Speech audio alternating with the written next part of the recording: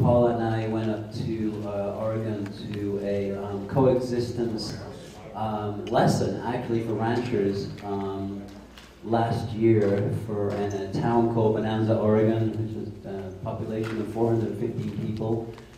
We wanted to see, as wolf advocates, what was going on in the ranching community and to see if we could understand what was going on. What we found was real people with real problems and people that we felt compassion for, and also as we were there all day, Carter Niemeyer was speaking and a bunch of ranchers, different people were talking, and by the end of it I was shaking hands with the head of the Cattlemen's Association of Oregon, talking about how we could come together and at least, find our similarities, how we could meld those differences and maybe come to the table and talk. And it was really important for us and for Plan B to offer that, to this community, to have people that are pro-wolf, people that may not be pro-wolf. So this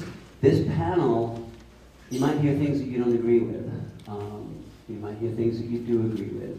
But what I ask is that you listen with an open mind and an open heart. Everybody has different opinions, but when it comes right down to it, we're all people, right? And that's what's going to solve this problem. Some of us love wolves, some of us may have issues with wolves. Some people, I don't know, may not like wolves at all. So what we want to do here is maybe have a healthy discussion in a safe place for everyone and see if we can come to some conclusions. So we've got people representing all different parts of the community here, ranching community, wolf advocates, people that work with the ranching community. And so it's really exciting. I'm going to try and introduce everybody properly.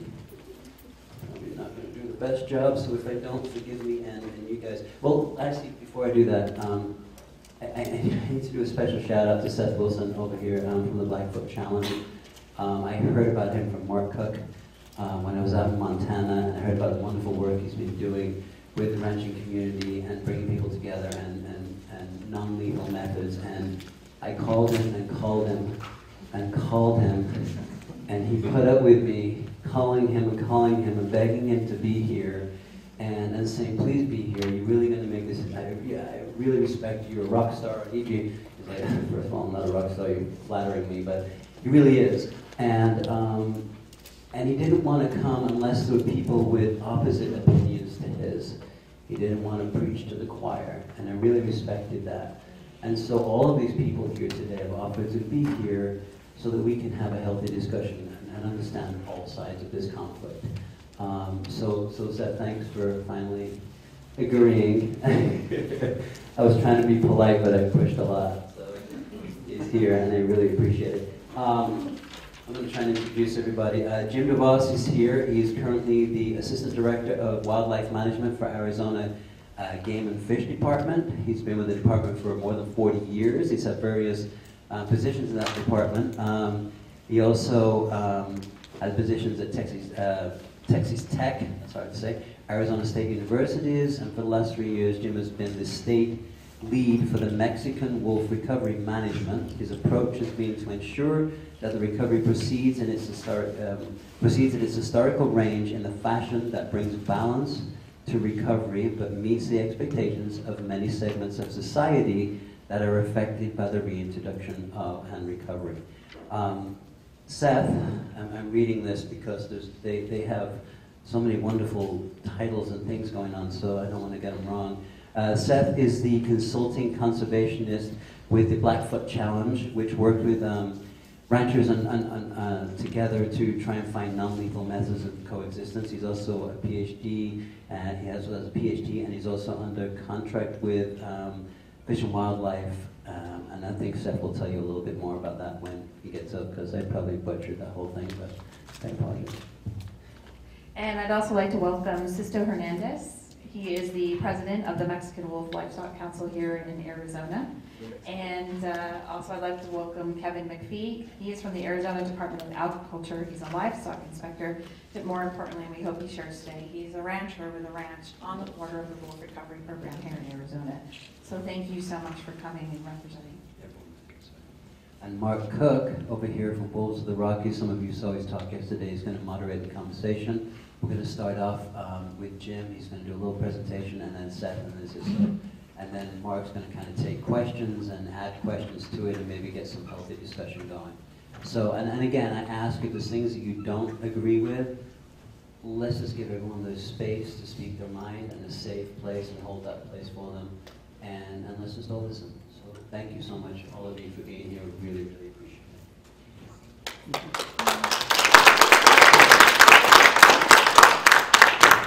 Good afternoon, all. Is this on? Can you? No, a little closer. How are we doing? I love it when technology works. Well, good afternoon, all. It's kind of a pleasure and exciting to be here with folks that are interested enough in wolf recovery to take the time out of their day to be here. As Steve said, I've been involved in Mexican wolf recovery and the lead for the state of Arizona for 3 years. Also been working extensively in Mexico with the Mexican wolf recovery there, and have been involved with the wolves in New Mexico. When I get to my PowerPoint presentation, I will probably bore you with more science than you ever wanted. But before we do that, I want to excite you with a video that kind of captures where we're at with wolf recovery in the American Southwest. So, if we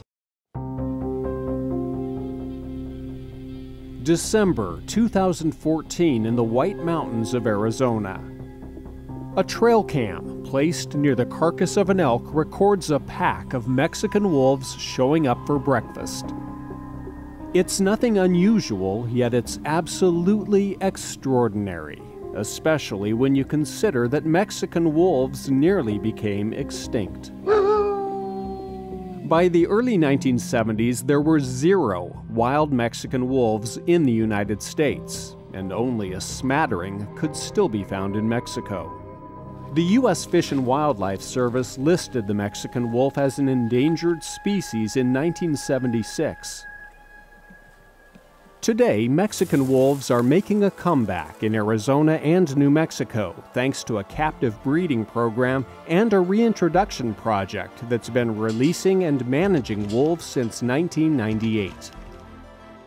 It's a partnership between the U.S. Fish and Wildlife Service, the Arizona Game and Fish Department, the Forest Service, the White Mountain Apache Tribe, and the USDA Animal and Plant Health Inspection Service. From the get-go, the goal was a self-sustaining population of at least 100 wolves by 2006. It's taken us almost 10 years after that to even come close to that number. Go find a location on RIM, go find Tseowa. Ole, you're going to be over there on White Mountain. Jeff Dolphin is team leader for Arizona Game and Fish on the interagency field team, which does the day-to-day management of this experimental population of Mexican wolves. Does anybody not know what they're doing tomorrow? At the end of each year, the team does a population survey to find out how many wolves are living in the wild. That's 10 animals. We're just trying to find 1331. The front seat can just turn the antenna and find the wolf just by turning it that way. They use radio telemetry to search for wolves wearing radio collars. When they find a wolf without a collar or one that needs a new one, they may try to capture it.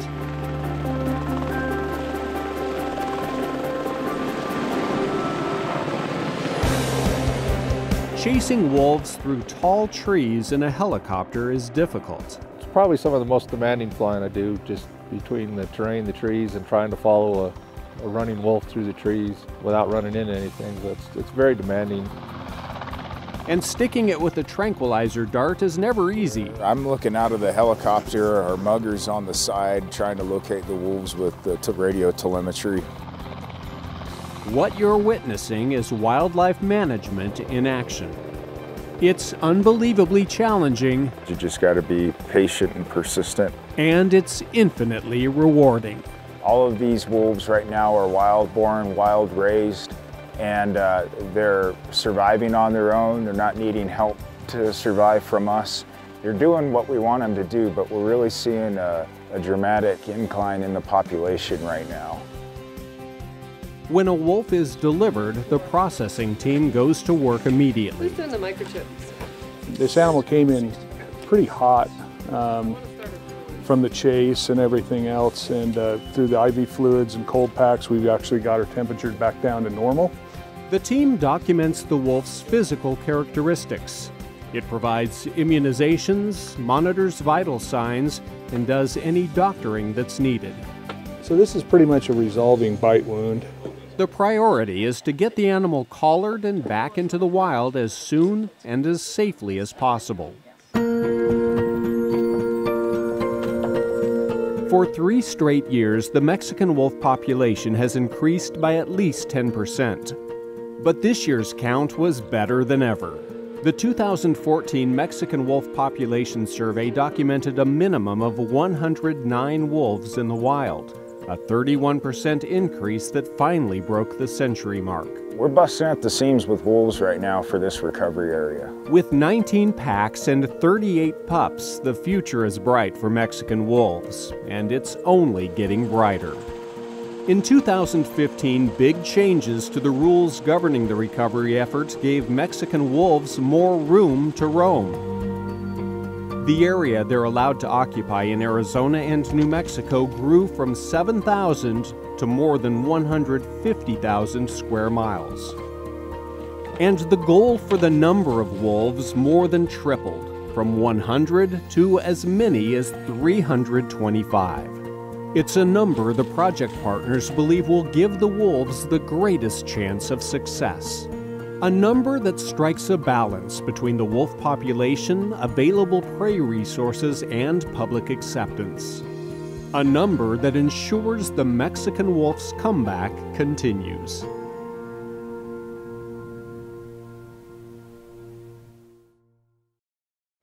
So pretty cool stuff. As we start to pull up the PowerPoint, one of the things that was mentioned there, it was also mentioned in my introduction, is this issue of balance. I've been involved in wolf recovery for 3 years, as I said, and I've been probably to, 20 meetings similar to this. This is a different crowd than sometimes I visit with. Sometimes it's a very diverse group, including ranchers and wolf advocates. And what I found in this period of time is that there is very, very few people that are neutral on the issue of wolves. And that gives us a huge challenge in this issue of recovery, because wolf advocates would like to see wolves from the Northern Rockies, from Canada through southern Mexico. And there are still people or residents in Arizona that would like to see the wolves extirpated from the state. So trying to find that balance, trying to find that fine line of public acceptance from everyone is really a very, very challenging issue for those that are doing the day-to-day management. So you're looking at that slide right there and you're wondering, what the heck is that all about? Well, it's kind of symbolic of how the Mexican Wolf Recovery Program has gone. We have stairs that go nowhere. We have stairs that we climb and get to the end only to find it. It's a dead-end street. We are, though, in the process of making, I think, substantial efforts and having substantial success in the recovery in spite of fits and starts. And we'll go through some of those fits and starts as we move forward. So I've already been introduced, and we'll go through a very quick PowerPoint presentation about the science behind Mexican wolf recovery. The goal of the Mexican Wolf Recovery Program by the Department standards is to have a balanced program that achieves recovery. And we're right in the midst right now of trying to develop an understanding of what that recovery looks like. The current recovery plan that we're operating under was developed in 1982. At that point in time, it was so new in the wolf recovery program that they really didn't have recovery criteria. They said, oh my goodness, it would be wonderful if we could achieve 100 wolves on the ground. But that doesn't constitute recovery. I think that would be a cool target at that time. When you have 0 on the land, going to 100 was a good thing. We anticipate the release of the draft Mexican Wolf Recovery Plan in about 3 weeks. We've been working on it. We meet in the state of Arizona, the Fish and Wildlife Service, New Mexico Game and Fish, scientists in Mexico, and some independent scientists. And our efforts are coming together We anticipate again a release in about 3 weeks and a final recovery plan by November of this year. So where do Mexican wolves occur? Well, at this point in time, they're listed as endangered, and they are listed that because, as you'll see in a minute, at one point of time, we were down to 7 known Mexican wolves in the world.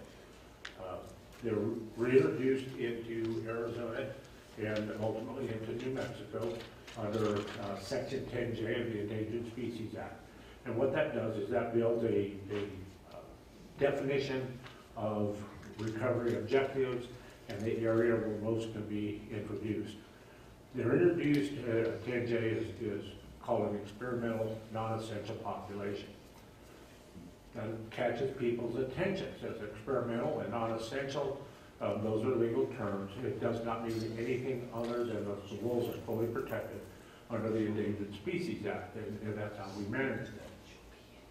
Historically, they were distributed in Arizona, New Mexico, and south into Mexico as far as the state of Durango, perhaps even farther, but records are scant. Currently, they're managed both in the wild and in over 50 captive breeding programs. We're fortunate in that we have a tremendous partnership with zoos, private organizations that are caring for wolves in captivity. The importance of that is as we put them into the wild, we still have to maintain a safety net, if you will, of wolves in captivity. They're managed very, very carefully by an organization, the Species Survival Program, so they keep a very careful record of who breeds with whom and make sure that we optimize the genetic diversity of those wolves, because again, they come from 7 founders. Population at the last count in January of 2017 was 113. Well, that's a pretty big accomplishment when you think about it. You start with 7 wolves, they come from captivity, they don't know how to live in the wild well. We now have a fully wild population of 113. We have over 20 packs in the wild, and the importance of that is now, you're probably familiar with the social aspect of the wolves. You have an alpha male and an alpha female, and they're the breeders, and everybody else just kind of hangs around. Well, when you have 20 packs, then you have 20 opportunities to produce pups. I'll start you with some data towards the end of this. Reproduction, we've had since 2009. All of our wolves that are in the wild now have been born in the wild. And that's a really much introduction program, a huge accomplishment. Distribution, they are widely distributed now throughout eastern Arizona, western New Mexico, and we're really fortunate in that we've had some successful reintroductions in Mexico. So we now have wolves that are living and reproducing in Old Mexico as well as the 2 states. So the interagency field team is the group that carries out the day-to-day management. The interagency field team is comprised of staff from the Arizona Game and Fish Department, the U.S. Fish and Wildlife Service, the White Mountain Apache Tribe, New Mexico Game and Fish. Although they are not active at this point in time, in the past they've been very active participants in the recovery program, and the USDA Wildlife Services. So that group, together with guidance from agency leadership, take the day-to-day activities that are required for recovery. Population management is one of the things that we do, and I think part and soul of the discussion today is this issue of conflict management, conflict resolution. Again, I said I've been in rooms with 500 people. There might have been 3 of us that were neutral on the issue. The rest either want a lot of wolves or want no wolves. So this issue of conflict management is clearly one of the things that is most important to us on a day-to-day basis. One of the things that we see on a frequent basis is wolves do depredate on livestock. And some folks say, well, that's just part of being a wolf. And in the position I'm in, I get to look at it from both sides of the coin. And I liken it to the fact that if someone came into my house and stole my big screen TV, I just lost $1,000 in my big screen. And that's what happens when livestock operators that are lawfully on federal land, lawfully grazing within their grazing permits, lose livestock, they've lost cash money. And obviously they're concerned about that. To try to develop conflict resolution, we'll hear about the Mexican Wolf Coexistence Council. There's also another program that's relatively new in Arizona, that's the Livestock Loss Board, and I'll talk about that in a bit. Public outreach. Like today, I think one of the keys to understanding Mexican wolves and the issues that we face is informing the public on the issues and providing factual information rather than myth and legend. Over the last 3 years, the Arizona Game and Fish Department staff has contributed over 26,000 hours to Mexican wolf recovery. So it is not a trivial program in my agency. To get to the information that we need to manage them and help manage conflict, we do aerial telemetry. We put radio collars on about 50% of the animals in the wild. We post these data on a website, and we do that for a couple of reasons. One is if you're a livestock operator, you want to know if you have wolves on your allotment so that you can take avoidance measures. And one of the key things that we do in this conflict resolution, both through the council that you'll hear about and also through the Livestock Loss Board, we provide funding to livestock operators to help build avoidance. They use range riders and other mechanisms. So it's important for them to know when wolves are on their allotment. We respond to Mexican wolf sightings in Arizona. Very recently, we had a purported sighting near the town of Young. So it's important to us to know, because again, not all wolves are collared, it's important for us to know whether there truly is a wolf there, so that we can advise both recreationists and landowners and operators that they have wolves in the area. We monitor the radio collars. We're moving into an era of technology that really is tremendous for us in the wildlife management field. We're now using more and more satellite telemetry, so we can kick back in our office, feet on the desk, as most good public servants do. I'm glad my boss isn't here. But it allows us to collect data at times that we can't be out there. We can't fly at night for safety reasons, but we can collect locational data with satellite collars. And it gives us more information at a much safer and reasonable point. We release, translocate, capture, recapture, treat, hold, move, manage wolves on a daily basis. Well, why do we capture them? Well, again, we captured one very recently. The team saw that the animal was limping and was very, very lame and thin. So we captured it, took it into veterinary care. It was in veterinary care for 6 weeks, and last Wednesday it was successfully released back to the wild. Those are the type of monitoring things that we do to help with this wolf program. We develop and use cross-fostering. One of the things that we'll talk about in a minute is this issue of genetics. And genetics is clearly an important factor for wild wolves.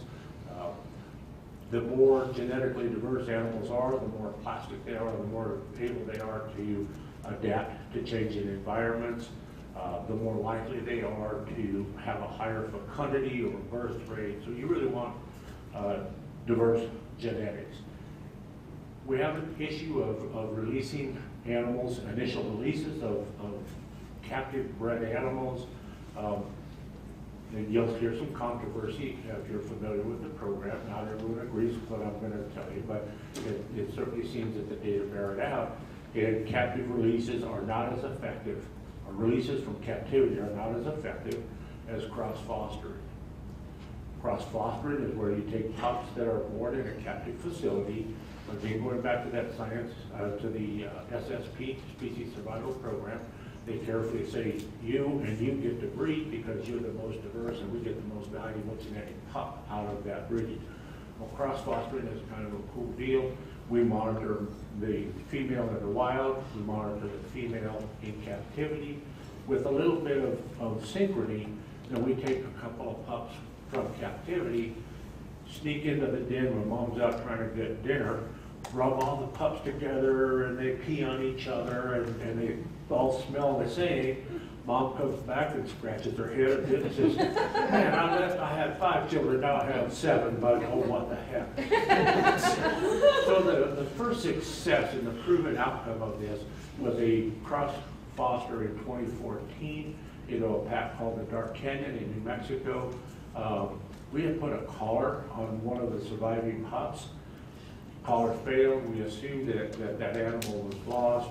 Well, she showed up. She had a boyfriend this spring and actually gave birth to the first litter that we were able to demonstrate from cross-fostering. So it's a genetic insertion that's very surgical, very well thought out, and the important thing is that it doesn't carry some of the pushback that we see from the livestock community for a release of adult wolves. In fact, it was supported enough that the president of the Arizona Cattle Growers offered testimony in the Arizona Game and Fish Commission and said that the cattle growers support the issue of cross-fostering. We do non-hazardous deployment in range riders, flattery, non-lethal bullets in extreme conditions, and those were all funded and implemented by not only the livestock community, but by the interagency field team. We like conflict avoidance rather than conflict resolution. If we can build understanding and develop avoidance measures before we have conflicts, it's just a better place to be. So why are we concerned back to this issue of genetics? Well, we started with the last 7 animals that were known. One is known as the McBride lineage. There was 2 males and 1 female that were captured from the wild. To the best of our knowledge, those were the last 3 Mexican wolves that were in the wild. The Aragon lineage, they came from the Chapultepec Zoo in Mexico City. You can see we had 1 and 1. And then finally, the Ghost Ranch, that were 1 male from the Tumacacri Mountains in Arizona and 1 female from a town in Sonora called Yacra. So that's what we have to deal with. We have 7 founders. That's really a small population to begin to deal with. All of them were brought together, I think carefully planned, who mated with whom, so we can optimize genetics. So there's a lot of controversy around genetics, and much of it comes from this publication. It's by a geneticist, Rich Fredrickson. The important part of this, if you look on your left, that line, that's our regression line that shows the relationship of inbreeding with pup survival. And for the longest time, that was the best available science that we had. It was well written and difficult to indicate that it wasn't good science. But let's look at the bottom underneath that graph. They only had 39 litters and only covered the period of 1998, which was the initial release, and 2006, when there were some important issues that kind of changed the world of Mexican wolf management. We'll talk about that, but there were limited data. The Arizona Game and Fish Department, we had some scientists that worked with geneticists from Montana, also worked with geneticists and biometricians from New Mexico. We were able to analyze a bigger body of literature. And you can see at the bottom, we had 89 litters and covered the period of 1998 to 2014. So did you see a regression line? It tends to be negative, but in science term, it's a non-significant relationship. So what's that mean? It means it shouldn't be a driver. We as managers can't ignore it. But one of the reasons for optimism, if you look at that, the gray area in there indicate those are bounds around the mean of that regression line. And if you look at the top one, wow, we actually end up with a growing population. So the bottom line in genetics is, as we looked at more data, we found that the importance and the urgency, probably better said, of genetic insertion is not as great as it was once thought. We'll look at some of the numbers that help us. There are really 3 eras of of Mexican wolf management. There are the 3 phases there. You can see the first phase, there was quite a bit of growth in the population. That growth was artificial because that was by and large built on releases of captive wolves. The middle box is an era of overly aggressive, I don't think you'll find many that would argue that, removals for conflict resolution. It capped the population growth, and in fact, it was a small negative growth. And then phase 3, again, if you think back to what I said, 2009, that's when we started having 100% wild-born wolves. They just simply know how to live in the wild better than wolves that grew up in a zoo scenario. If you look at the, and you may not be able to see it from where you're at, there is a symbol there that talks about the growth rate. You can see that positive in phase 1, actually negative in phase 2, and positive in phase 3. On the top it says there's a little Greek symbol, that's lambda.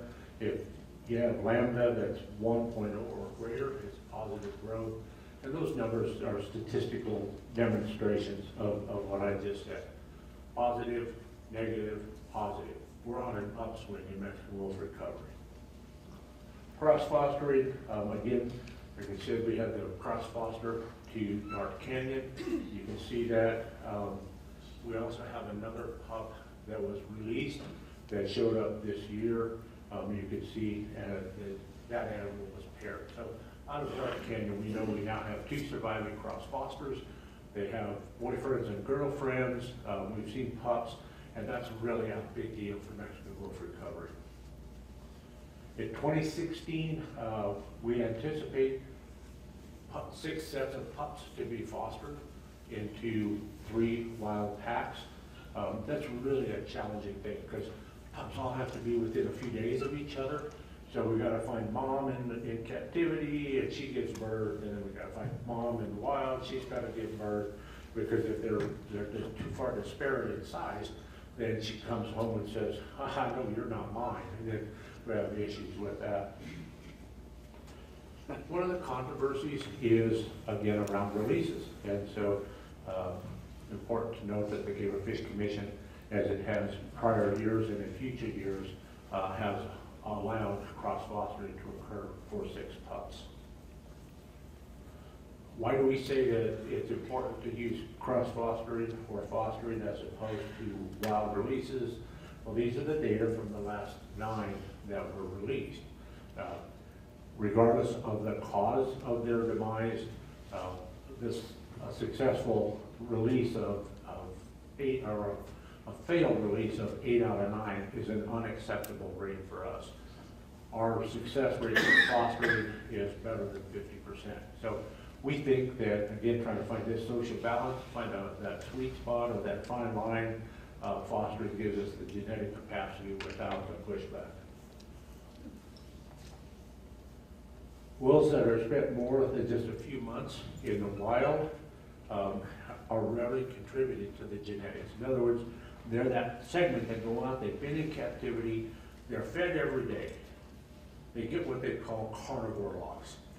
So at some time during the day, this big hunk of meat flies over the fence, they have it, they think, well, life is okay, I don't have all the challenges of living in the wild with other predators.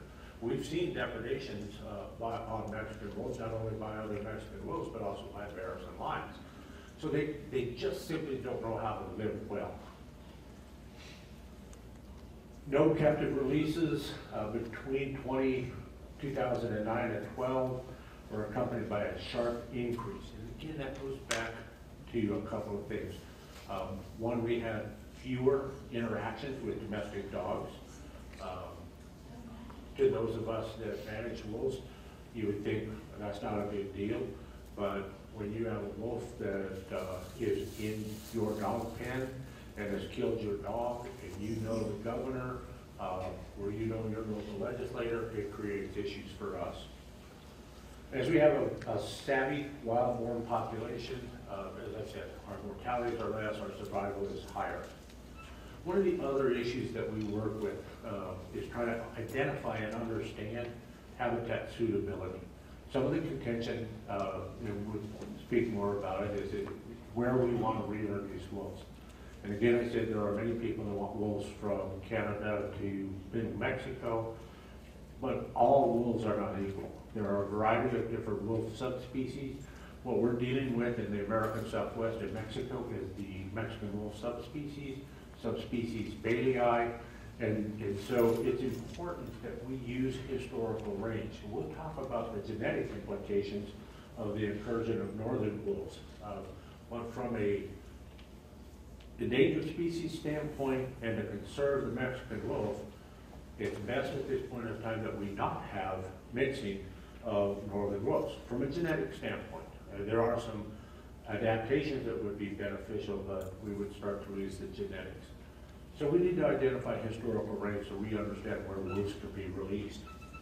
This is a final report that was just done by collaborators in Mexico, and you can see the area of the darkest green is area of highest suitability for Mexican wolves. So what's that mean?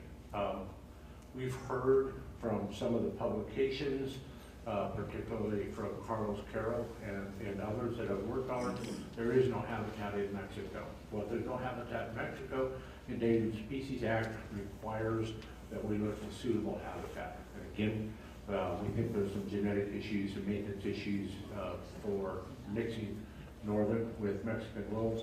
But if you can see, there are substantial areas in Mexico that have been identified by Mexican scientists from the University of Mexico City that shows there's a lot of habitat in Mexico for Mexican wolves. You can see this is we looked at it from a couple of different standpoints. One was an optimal standpoint. This is an intermediate standpoint. And you can see even under a less optimistic standpoint, we still have two large places in Mexico where we could have Mexican wolves. Looking at this from a variety of different standpoints, some folks that thought you guys were just self-serving. But if you look at this inset on the left, that was produced by the Defenders of Wildlife, you can see that there are two places that they've identified, large places that are in the Sierra Madre. You can see in the middle inset, there's a lot of concordance or agreement between the recent studies and the Defenders of Wildlife. And then interestingly, on the right inset, that's jaguar suitability that's recently been published in the Jaguar Recovery Plan. So what the heck are we talking about jaguars in the Mexican wolf? Well, I think logic would tell you, if you think about it, they're both carnivores. And if the habitat's suitable for jaguars, would it not make sense that it's also going to be suitable for another carnivore, the Mexican wolf? If you look at those three maps, and all of them suggest, yeah, we got habitat in Mexico, and we're going to focus some work in Mexico. Why do we want to maintain a buffer zone? Well, you can see there's been a fairly large number of wolves from the northern Rocky populations coming into areas proximate to New Mexico. You saw the wolf, some of you saw the wolf dog that was here this morning. You looked at the size of that animal. It's at least a third larger than our Mexican wolves. So when it comes to breeding in social dominance, a big northern wolf is going to strut into the female's territory and say, I'm boss. And she's going to say, oh man, you're handsome and you're a big guy. So yeah, you are my alpha male. The importance of that is they are genetically distinct. The Mexican wolf is the most genetically distinct and the smallest subspecies of any of the wolf subspecies. So you bring a Mexican wolf or a northern wolf in, now all of a sudden you're losing the genetic integrity for that Mexican wolf. That's a key concern to us. Recovery in Mexico, I said it's going, and it's been amazingly successful. Sorry, I'm going to go back here real quick. We started with 7 wolves released in the state of Chihuahua. We've got, those are the most recent. We have 11, I'm sorry, not the most recent, the next is 11 in 2016. And we have approximately 30 alive in Mexico. 17 of those are collared, so we're able to track them very carefully. One of the really important things about Mexico is that we've had 3 litters born there, and I'm running rapidly out of time, so I'm going to quickly go through this, and we'll save time for questions if there are any. But you can see we've had litters, we are having success. We've got 30. They are planning 2 releases in Mexico this year. Clarifying historical rates, again, this is a critical legal issue that we face. Where can we release them within historical rates? Because that's what the Endangered Species Act tells us that we must do.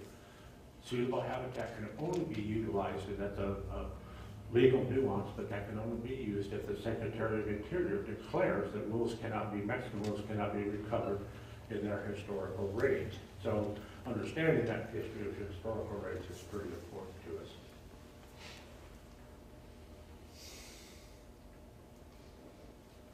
The science of recovery is coming together.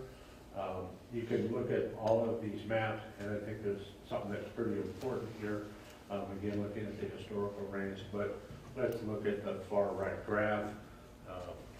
We had an increasing population. Well, this last year was a rock star year, if you will. We went from 97 to 113. Math serves me, that's 16. If we look at the increase long term since 2009, we've been averaging 16% a year. Our role in recovery planning, I won't move through all of these. You could read them probably better than I, but we have been actively involved in wolf recovery planning, and we think that we are again on the verge of what's going to be an acceptable recovery plan to most, certainly not all. This is one of the frustrating things of what I do on a daily basis.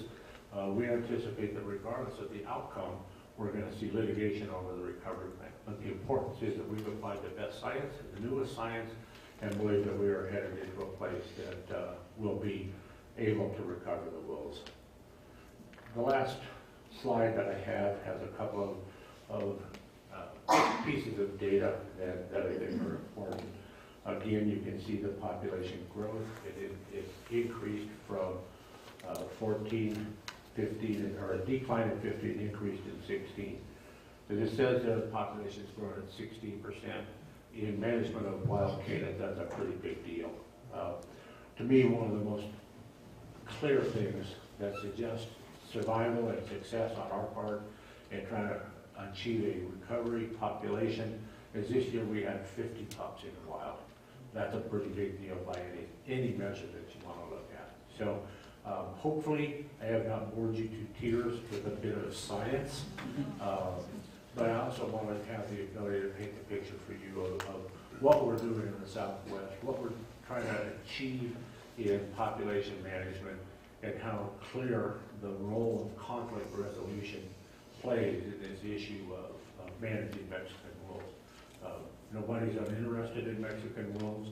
That ranges from politicians to livestock practitioners to those of you that are primarily here in this room. There are few neutral positions, and trying to manage around that non-neutrality is a real challenge, I think, to all of us. So thank you.